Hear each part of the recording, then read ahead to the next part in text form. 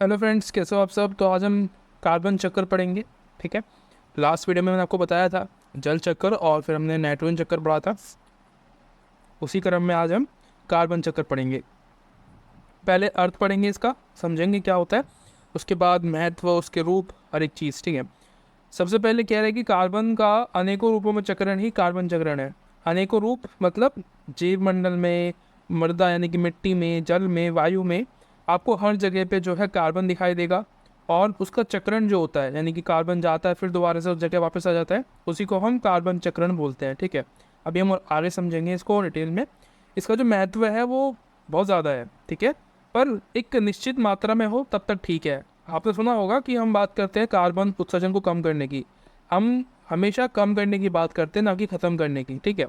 कि भाई कार्बन उत्सर्जन जो है, जो हो रहा है, उसको कम किया जाए ताकि जो जीव जंतु है, जो क्लाइमेट चेंज है, उसको हम रोक सकें। ठीक है। यानी कि जब अगर ये बहुत ज़्यादा तेज़ गति में होता है तो ये भी हमारे लिए घातक है। उसके बाद कह रहे हैं कि जो इसके रूप होते हैं, यानी कि ये गैस के रूप में होता है, CO2 में होता है। ठीक है। CH4 में होता है। और जलीय रूप में होता है, यानी कि घुलनशील भी होता है, ये जल के अंदर घुल जाता है।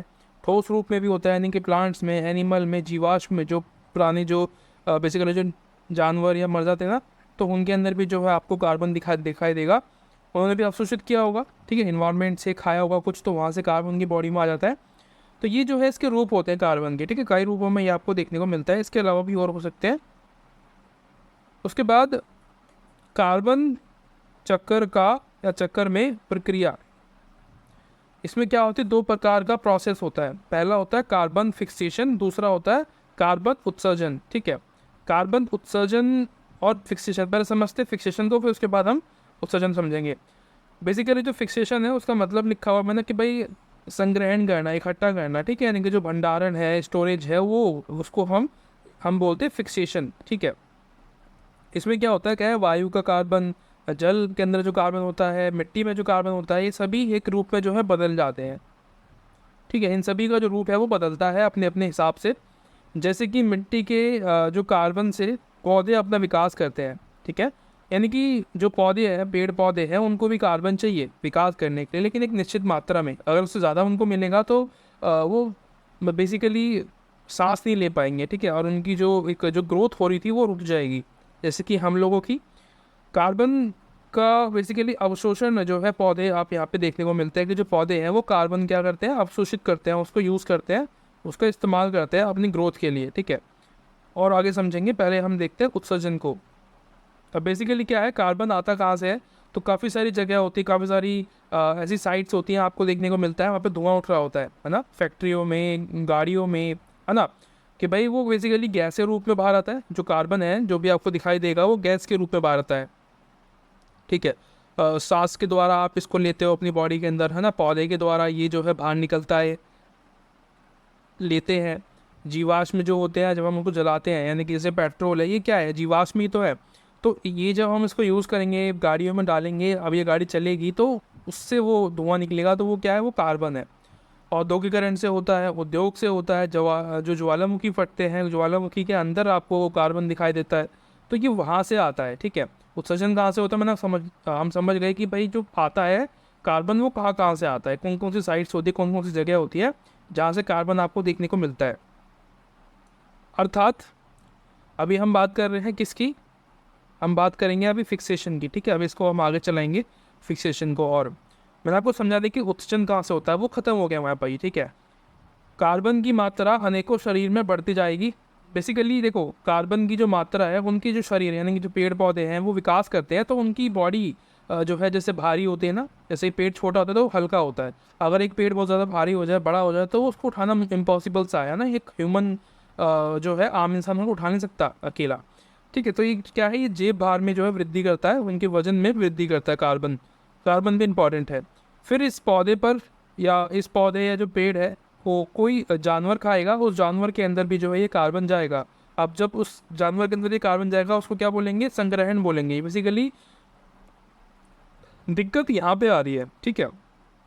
कहाँ पे संग्रहण में दिक्कत आ रही है कि कार्बन इतना ज़्यादा हो गया है कि जो पेड़ पौधे हैं, जो मनुष्य है या जो जानवर है, जो शाकाहारी होते हैं, उनके अंदर वो जा रहा है कार्बन, जिससे क्या हो रहा है, इतना ज़्यादा कार्बन है और लोगों की संख्या कम है। अगर हम कार्बन को कम कर देंगे तो ठीक है, बैलेंस रहेगा तो बहुत अच्छा चीज़ है। अगर वो ज़्यादा है तो वो हमारी बॉडी में बहुत ज़्यादा मात्रा में जाएगा, जिससे कि हमारी बॉडी के ऑर्गन्स ख़राब हो सकते हैं, है ना, फेफड़े वगैरह जो है वो ख़राब हो सकते हैं। जिसको आप पोल्यूशन बोलते हो ना, वो भी एक तरीके से कार्बन ही है, उसके अंदर कार्बन मिला होता है।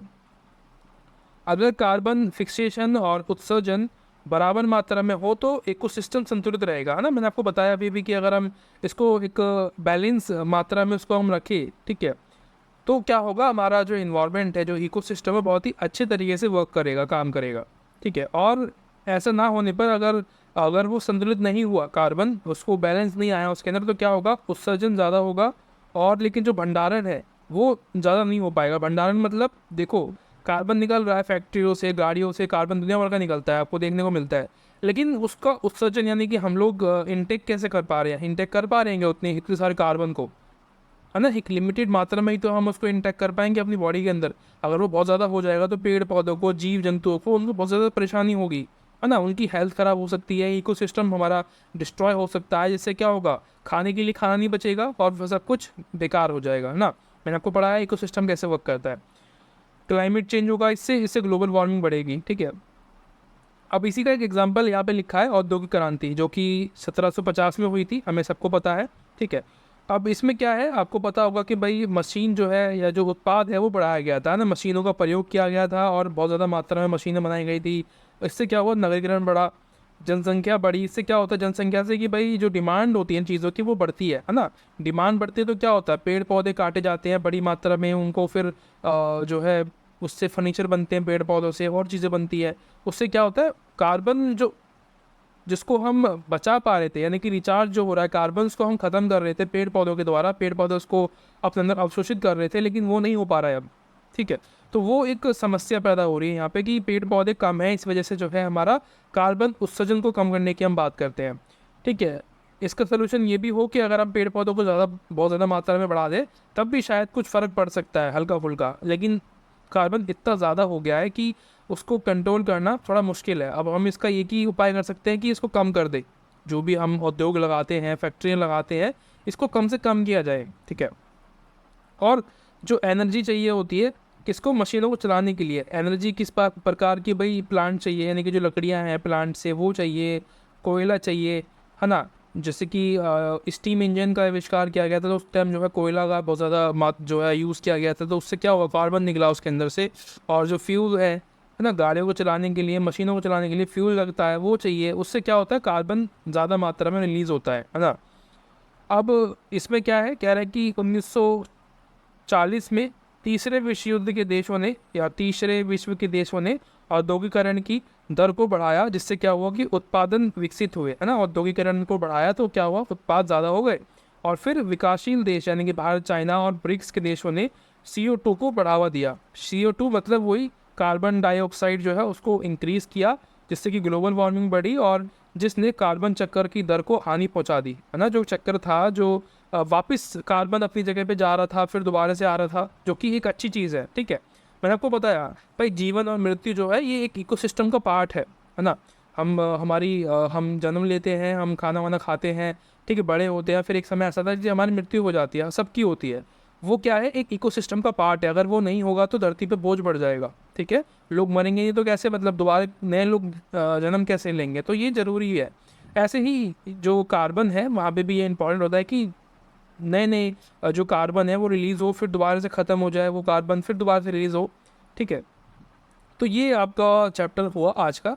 आशा करता हूँ वीडियो आपको अच्छी लगी होगी, थोड़ी सी लंबी हो गई है शायद, 9 मिनट की, 10 मिनट की, पर थोड़ा सा इंपॉर्टेंट चैप्टर था, मैंने आपको समझाया। आगे की वीडियो जल्दी आएंगी, और अगर आपकी वीडियोस अच्छी लगती है तो आप मुझे सब्सक्राइब वगैरह जो भी होता है वो आप कर सकते हैं, ठीक है। एज़ पर योर ओपिनियन, जो भी आपको सही लगता है आप कमेंट कर सकते हैं, बता सकते हैं मुझे। जो भी अच्छी चीज़ें हैं, जो भी बुरी चीज़ें हैं, वो सब बता सकते हैं। मिलते हैं अगली वीडियो में, तब तक के लिए thank you so much, bye bye.